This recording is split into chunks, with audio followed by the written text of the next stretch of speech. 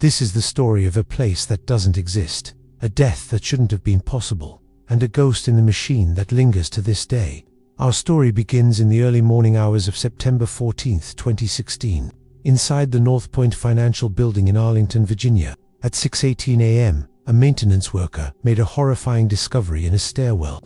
Lying between the 4th and 5th floors was the body of 39-year-old Ethan Rowe. Ethan was a senior systems analyst for a cybersecurity firm that leased offices on the 4th floor. When paramedics arrived, they pronounced him dead at the scene. The cause of death appeared to be a fall. At first, it seemed like a tragic but straightforward accident. But as investigators began to peel back the layers of that night, the case became anything but routine. The North Point Financial Building was a modern 8-story office complex. It was a fortress of security. Keycard access was required for almost every door. A comprehensive CCTV network covered every public area. Motion sensors were installed in stairwells and service corridors.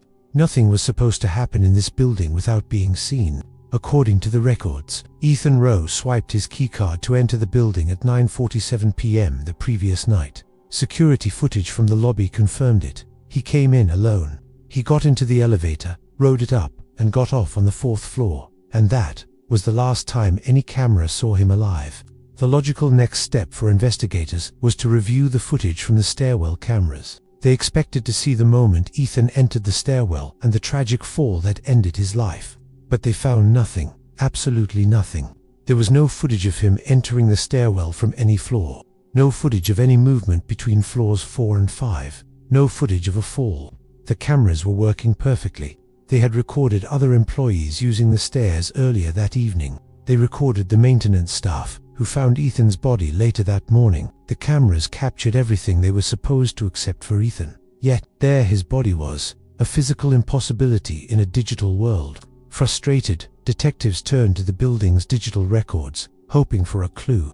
They dove into the access control logs, the electronic breadcrumbs left by every keycard swipe, and that's where they found it. A single, bizarre entry. At 1:58 a.m., Ethan Rowe's keycard was used again. The logged location was labeled Level 5 East Access. This was strange. Detectives initially assumed it must be a simple labeling error in the system, a glitch, so they asked the facilities management team a simple question: where is Level 5 East Access? The response they got was a blank stare. The facilities manager was adamant. There was no such place. According to every official record, every current schematic, the North Point building had no access point on the 5th floor, designated as East Access. The entire 5th floor was open-plan office space. There were no restricted corridors, no service areas, and certainly no card readers outside of the main elevator lobby. Officially, Level 5 East Access did not exist, but someone in the facilities department had a long memory. They recalled old archived blueprints from when the building was first constructed, and these older plans told a very different story. They showed a partial service level, a sliver of a floor, squeezed between the 4th and 5th stories. This interfloor was built during the original construction, used for a short time to route heavy cables and install HVAC components. But before the building ever opened to the public, this level was sealed off. In 2002, it was completely scrubbed from all public-facing documentation. There were no signs pointing to it, no cameras watching it, no elevators stopping there, and supposedly, no way to get in, except one. The blueprints revealed a single access point, a door hidden behind a removable wall panel on the 4th floor. Opening it required a special maintenance tool, not a keycard. Investigators went back to the security footage of the 4th floor hallway, right where the panel should be. They watched hours of tape, but saw nothing. No maintenance workers, no one tampering with the wall. But a physical inspection of the panel told a different story. At the base of the wall, there were fresh scuff marks, small scratches in the paint and on the floor. The panel had been moved, and it had been moved very recently. With a pry tool, investigators opened the hidden door. They stepped into a place that had been forgotten by time.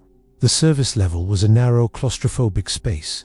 Bare concrete walls, a low ceiling you could touch without reaching, and an oppressive darkness. There was no lighting. A thick layer of dust coated everything, a grey blanket that had been undisturbed for years. But the dust told a story. In the pale glow of their flashlights, they saw one set of footprints leading from the doorway, deeper into the darkness. There were no footprints leading out.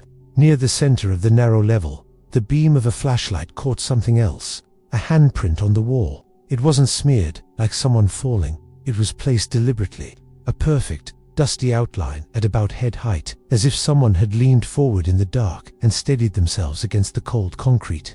The investigation then turned to Ethan's personal effects. His smartphone was recovered from his pocket, the battery almost completely dead, but on it, they found a single audio file. It appeared to be an automatically triggered recording, perhaps by a voice command or accidental button press. The timestamp was 1:57 a.m., just 1 minute before his keycard registered at the non-existent Level 5 East Access. The recording was only 18 seconds long. Investigators played it.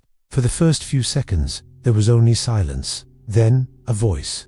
It was Ethan, speaking softly, almost whispering to himself. He said, "This isn't on any of the plans." A few seconds of silence followed. You could hear him take a quiet, steadying breath. And then, another sound entered the recording.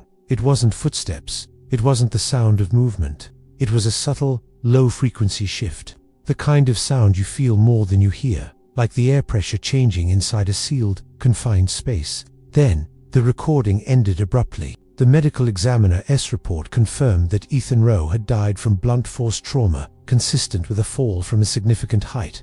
But there was another unsettling detail. The angle of his injuries was wrong. They didn't match a fall from the fourth-floor landing, or even from the stairs above it. The trauma suggested he had fallen from a point above the stairwell landing, from a height greater than any accessible floor could provide, except perhaps, for one, a floor that wasn't supposed to be there. In the aftermath, the case was closed. The death was officially ruled an accident. The mysterious service level was resealed, this time more permanently. The hidden access panel was secured. The mysterious Level 5 East access reader was physically disabled, its wires cut. The facilities team went into the access control system and deleted the label from the software. Officially, the floor that never existed was erased for a second time. But this is where the story truly enters the realm of the unexplained, because you can seal a door, and you can delete a line of code, but some things refuse to be forgotten. Every single night since the death of Ethan Rowe, the North Point building's security system logs a brief, fleeting anomaly. It happens at the exact same time, 1:58 a.m. For less than a single second, a new location entry appears in the live access log. It's never recorded by any camera. No alarm is ever triggered. No one has ever been assigned clearance to it. But for that one instant, the system still recognizes it, as if it's expecting someone. The label is always the same. Level 5, East Access. Thanks for watching. If you found this story as chilling as I did, make sure to hit that like button and subscribe for more deep dives into the unknown. We'll see you in the next one.